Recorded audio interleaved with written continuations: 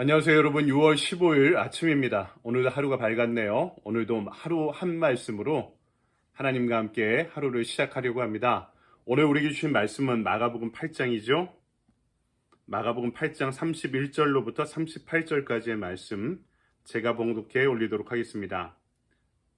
인자가 많은 고난을 받고 장로들과 대제사장들과 서기관들에게 버림받아 죽임을 당하고 사흘 만에 살아나야 할 것을 비로소 그들에게 가르치시되 드러내놓고 이 말씀을 하시니 베드로가 예수를 붙들고 항변하며 예수께서 돌이키사 제자들을 보시며 베드로를 꾸짖어 이르시되 사단아 내 뒤로 물러가라. 내가 하나님의 일을 생각하지 아니하고 도리어 사람의 일을 생각하는도다 하시고 무리와 제자들을 불러 이르시되 누구든지 나를 따라오려거든 자기를 부인하고 자기 십자가를 지고 나를 따를 것이니라.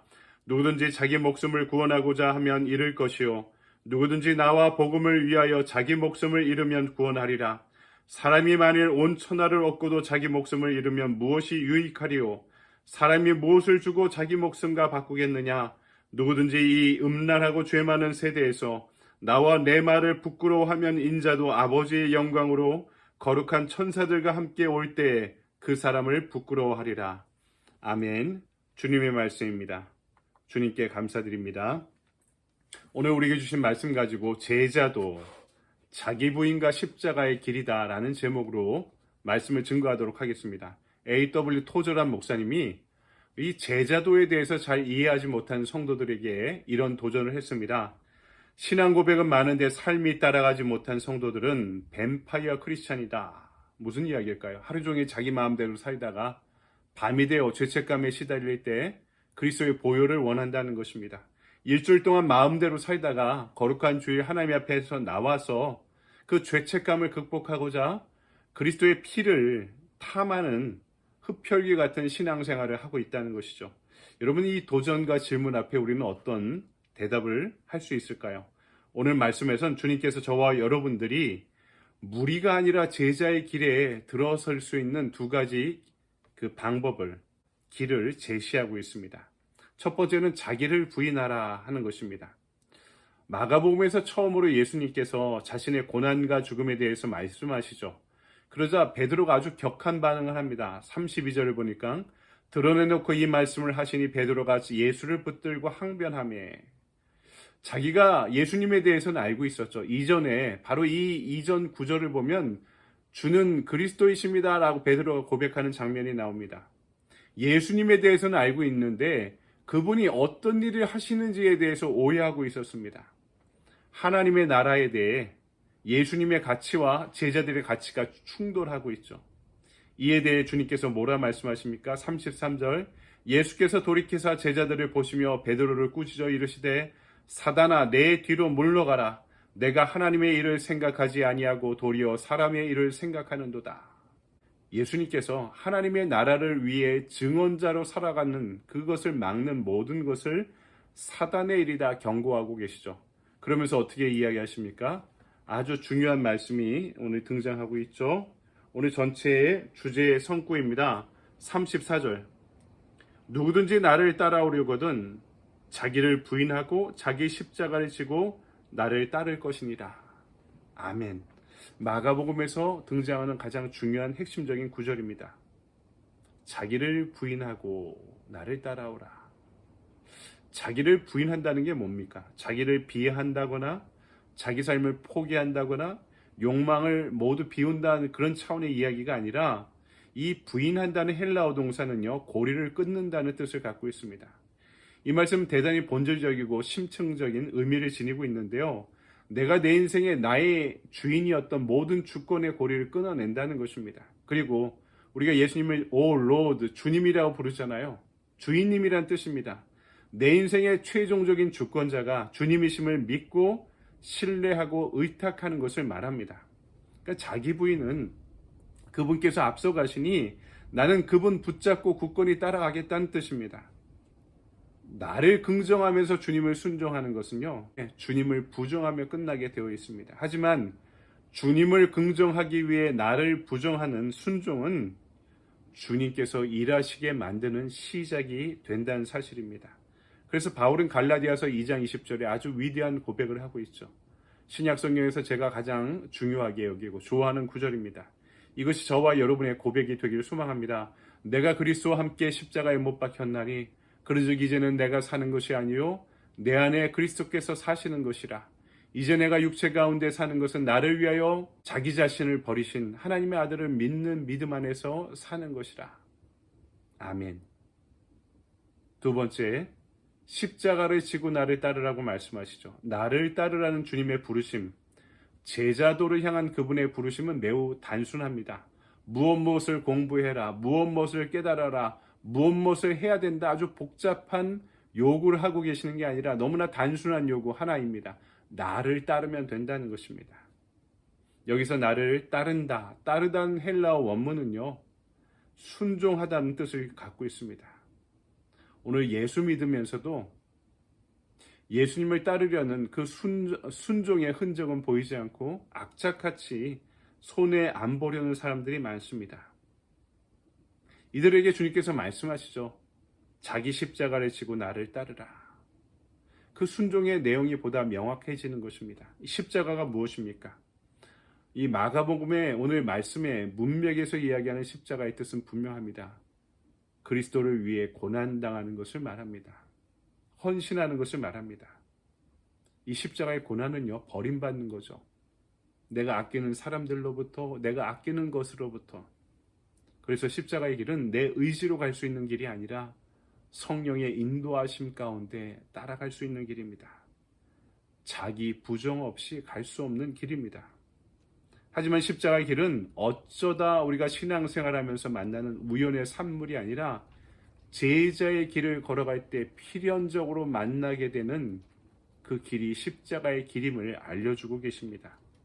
이 십자가의 길이 왜 필요합니까? 제자도를 더 이상 진지하게 생각하지 않는 성도들, 교회에서 오직 마음의 위로만을 받으려는 그리스도인들은 십자가 없는 예수, 고난 없는 제자도를 선호합니다. 하지만 오늘 진리의 복음 분명하게 우리에게 말씀하죠. 십자가 없는 예수, 고난 없는 제자도는 없다. 예수는 오직 십자가를 통해 부활하신 것이고 제자도는 오직 고난을 통해 성취되는 것입니다. 그리스의 대문호연 니코스 카잔차키스가 쓴 그리스도 최후의 유혹이라는 아주 대작이 있습니다. 이 책을 보면 예수님께서 십자가에 달려 돌아가실 때조차도 사단의 유혹이 있었다고 이렇게 문학적인 상상력을 발휘해 이야기하고 있습니다. 근데 그 내용이 너무나 탁월한 것이죠. 그 책을 보면 십자가에 달려 이제 죽음을 준비하고 있는, 죽어가고 있는 예수님께 사단이 찾아와서 마지막 최후의 유혹을 합니다. 너가 겪는 고통이 도대체 무슨 의미가 있느냐? 자, 봐라. 너를 따르던 사람이 다 너를 버리지 않았느냐? 지금 너희 아버지도 너를 버리지 않았느냐? 나에게 이야기만 해라. 너가 원한다면 십자가에서 내려오게 도와줄 테니 먼 곳으로 도망가 평범하게 살아라. 이렇게 유혹하죠. 소설의 장면이 이제 사단의 유혹을 받은 예수님의 상상으로 넘어갑니다. 사단의 유혹을 받아들여 예수님께서는 십자가에 내려오십니다. 그리고 자신을 너무나 사랑하며 따르던 막달라 마리아와 결혼해서 시골로 도망가 은거에 살아갑니다. 가정을 이루고 자식을 낳고 그 자식들과 함께 아내와 함께 포도나무와 올리브나무를 심고 밭을 갈고 조용하고 행복한 시간을 보냅니다. 황혼이 지는 저녁이면 화덕에 앉아 명상에 잠기시고 아이들이 뛰노는 모습을 누구보다 환한 행복한 미소로 쳐다보는 것이죠. 그렇게 예수님은 차차 늙어가십니다. 이제 소설의 장면은 다시 현실로 돌아오죠. 주님은 그때 이렇게 기도하십니다. 나의 뜻대로 마옵시고 아버지의 뜻대로 하옵소서. 그리고 다 이루었다라는 기도로 십자가의 고통을 마치십니다.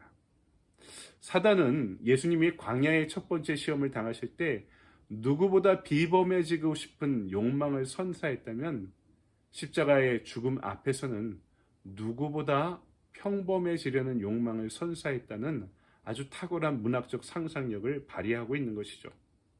그 시험 앞에서 주님께서는 묵묵히 아버지의 길, 자기 부인과 십자가의 길을 걸어가셨던 것이죠.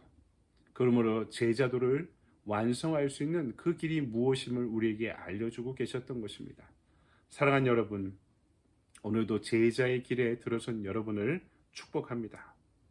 자기를 부인하고 십자가를 지고 예수님을 따르는 그 제자도의 길이 오늘 한날 여러분들에게 빛나는 하루가 되기를, 이 길을 묵묵히 자기 부인과 십자가의 능력 안에 완성해 갈 수 있는 저와 여러분의 하루가 되기를 주님의 이름으로 간절히 축원드립니다.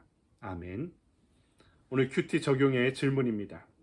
오늘 나의 신앙생활이 자기 만족과 세상의 유익을 구하는 것입니까? 아니면 자기를 부인하고 그리스도를 긍정하며 그분께서 걸어가신 십자가의 길을 걸어가는 것입니까? 오늘 내 삶의 현장에서 져야 할 십자가는 무엇인가요? 곰곰이 말씀을 묵상하다 보니까 너무나 자기 만족적이고 자기 유익을 구하는 신앙이 제 안에도 있음을 발견하게 됩니다.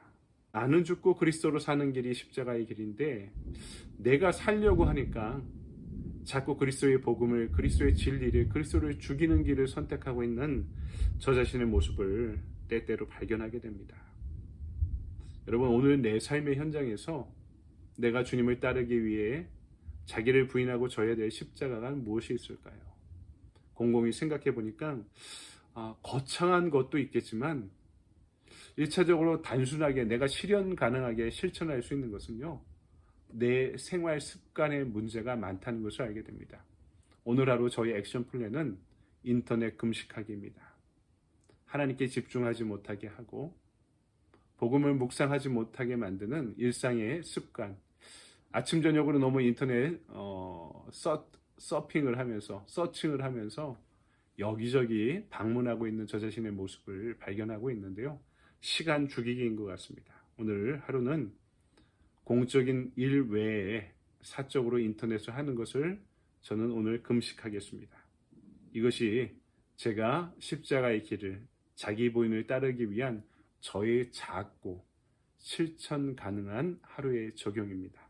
여러분도 여러분의 액션 플랜을 갖고 이 말씀 적용해 보시기 바랍니다. 저와 여러분의 좋은 하루 되시기 바랍니다. 감사합니다.